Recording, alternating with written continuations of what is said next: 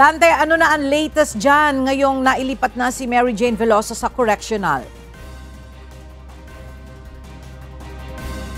Kaya ng ating inaasahan, naging emotional nga ang pagtatagpo nitong pamilya ni Mary Jane Veloso. Siya dito sa Correctional Institution for Women kanina at una niyang nakapiling, nakayakap yung kanyang mga anak sa loob ng CIW.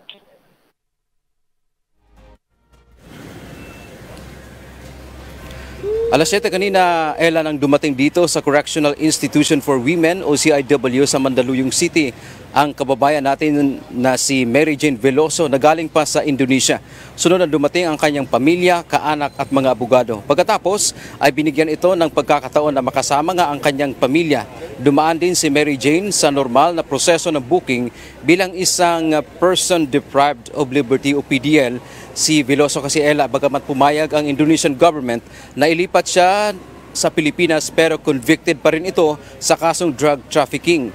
Kasama sa booking process ang pagkuha ng fingerprints, mugshot at medical exams. Sa ilalim din ito, Ella, sa 5 araw na quarantine at 55 araw na orientation, diagnostic evaluation.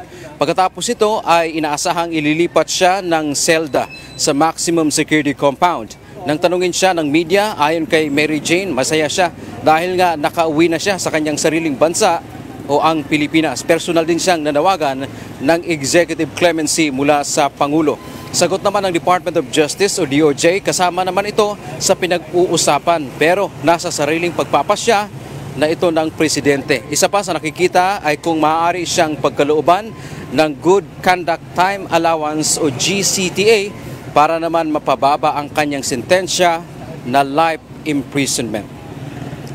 Ella, bagamat pumayag nga itong Indonesian government na ilipat itong ating kababayan na si Mary Jane mula sa Indonesia pabalik ng Pilipinas, pero nandoon pa rin yung kanyang conviction, yung kanyang hatol na doon sa Indonesia ay death penalty nga supposed to be. Pero dahil nga tayo sa Pilipinas ay wala tayong ganong parusa, itong parusang kamatayan.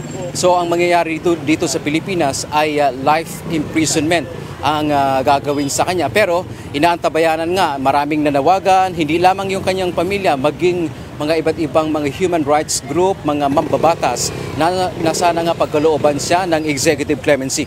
At pagkatapos nga niyan, Ella, dahil nakarating na siya dito sa bansa, ay naasahan ayon pa sa DOJ na formal na siyang makakadalo sa gagawin namang paglilitis dito sa kasong estafa at gayon din ng qualified human trafficking na isinampan niya doon sa kanyang recruiter. Maaring dumalos siya ng physical o maaari din naman na video conferencing dahil ipinapahintulot naman yan ng ating mga hukuman. Yan ang ating update mula dito sa Mandaluyong City. Balik sa iyo, Ella. Maraming salamat, Dante Amento.